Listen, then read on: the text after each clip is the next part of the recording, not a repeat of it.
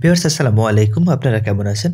আশা করি আলহামদুলিল্লাহ সকলে ভালো আছেন। কাছে দূরত্ব যে যেখান থেকে এই মুহূর্তে আমার ভিডিওটি দেখছেন সকলকে জানাই আন্তরিক শুভেচ্ছা। ভিউয়ার্স আপনারা সকলেই জানেন আমি কম্পিউটারের শর্ট ট্রিক্স, ভিডিও এর পাশাপাশি iBAS সম্পর্কিত ভিডিওগুলো প্রতি শুক্রবার সন্ধ্যা ৭টা থেকে ৯টার মধ্যে আমার চ্যানেলে আপলোড করে থাকি। তো আপনারা যদি প্রয়োজন মনে করেন তাহলে আই বাটন থেকে অথবা ডেসক্রিপশন বক্স থেকে প্রয়োজন অনুযায়ী দেখে নিতে পারেন। ভিউয়ার্স মাইক্রোসফট ওয়ার্ডের যে স্ট্রেট লাইনটা এটা কিভাবে ড্র করা যায় তো সেই বিষয়টা নিয়ে কথা বলবো আপনাদের সাথে।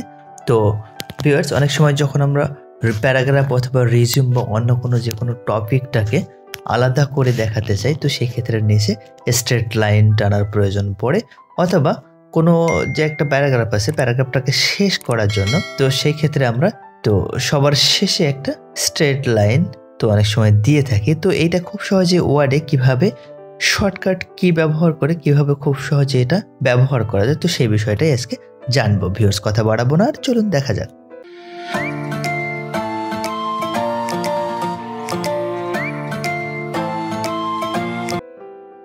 ডেস্কটপে একটা ফাইল রেখেছি ভিউয়ার্স, তো সেটা ওপেন করলাম। তো প্যারাগ্রাফ লেখা আছে, তো এটা রিজিউম বা অন্য যে কোনো টপিক হতে পারে। তো সেই ক্ষেত্রে এইটার নিচে আমি একটা স্ট্রেট লাইন দিয়ে দেখো, তো একটু জুম করে নিচ্ছি, আমি ছোট দেখাচ্ছে।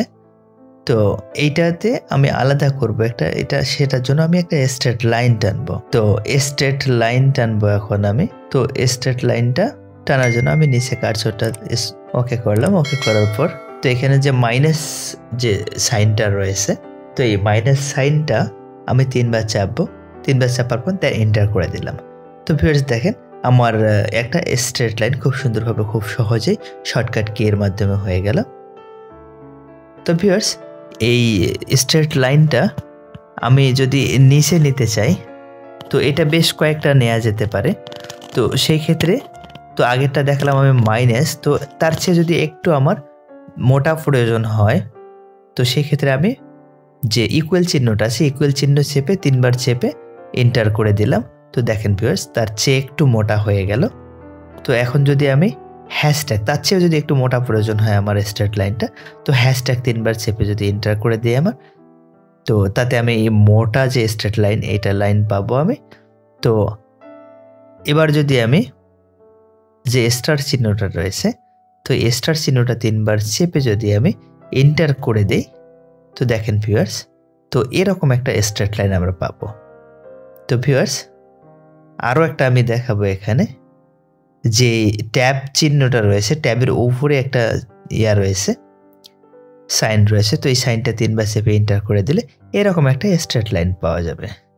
তো ভিউয়ার্স এই স্ট্রেট লাইনগুলো যেটা আপনার পছন্দ হয় সে অনুযায়ী আপনি বিভিন্নখানে ক্রিয়েট করে নিতে পারেন। তবে আমি সাধারণত যে কোনো যে প্যারাগ্রাফ বা কোনো কিছু ইন্ডের ক্ষেত্রে তো এটা ভিন্ন একটা সিস্টেম ব্যবহার করে থাকি। তো সেটি হচ্ছে যে আমার যে মাউসের যে কার্সরটা রয়েছে তো এটা আমি মিডল পয়েন্টে রাখবো। তো মিডল পয়েন্টে রেখে তো সেখান থেকে আমি কন্ট্রোল ইউ অর্থাৎ যে আন্ডারলাইন যে ইয়াটা রয়েছে সাইনটা রয়েছে তো সেটাতে আমি মার্ক করব। মার্ক করার পর দেন ট্যাব চিহ্ন চেপে আমার যতটুকু প্রয়োজন তো আমি ততটুকুই নেব।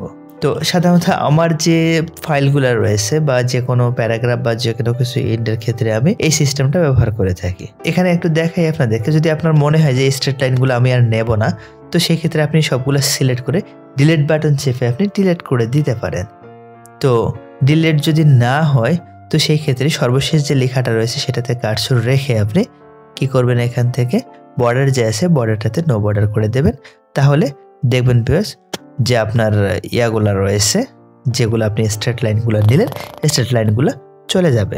তো ভিউয়ার্স শর্টকাট কিগুলা আপনি ব্যবহার করে খুব সহজে এই স্ট্রেট লাইনটা আপনি 3টা বা 4টা 5টা যেগুলো রয়েছে তো এই স্ট্রেট লাইনগুলো আপনার বিভিন্ন যে ওয়ার্ড ফাইলের শেষে অথবা প্যারাগ্রাফ বা রিজিউম এই টাইপের যে টপিকগুলো থাকে সেগুলোকে আলাদা করে দেখার জন্য তো আপনি খুব সহজে এগুলো ইনসার্ট করে নিতে পারেন। তো ভিউয়ার্স আশা করি আপনারা বুঝতে পেরেছেন। তো এতক্ষণ ধৈর্য সহকারে আমার ভিডিওটি দেখার জন্য আপনাদেরকে অসংখ্য ধন্যবাদ। আপনি যদি আমার চ্যানেলে নতুন হয়ে থাকেন তাহলে লাইক কমেন্ট শেয়ার সাবস্ক্রাইব করে আমাকে সহায়তা করবেন, আর যদি সাবস্ক্রাইব করে থাকেন তাহলে অসংখ্য ধন্যবাদ। ভিউয়ার্স এছাড়াও আমাদের একটা ফেসবুক পেজ রয়েছে, পেজটাতে ফলো করে সবসময় আমাদের সাথেই থাকুন। ভিউয়ার্স ভালো থাকবেন, সুস্থ থাকবেন। আজকের মতো বিদায় নিচ্ছি, আবারও কথা হবে আপনাদের সাথে নতুন কোনো টপিকের উপরে নতুন কোনো ভিডিও নিয়ে। আসসালামু আলাইকুম।